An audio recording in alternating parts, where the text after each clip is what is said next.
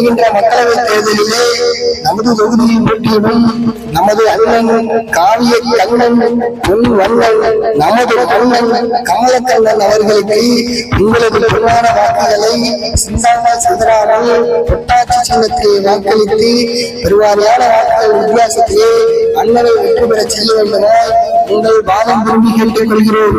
அவ்வாறு செய்வீர்கள் என்றால் தண்ணீர் சாலையை தார் சாலையாகவும் கடல் நீரை குடிநீராகவும் மாற்றுவதில் எந்த விதமான சந்தேகமும் இல்லை.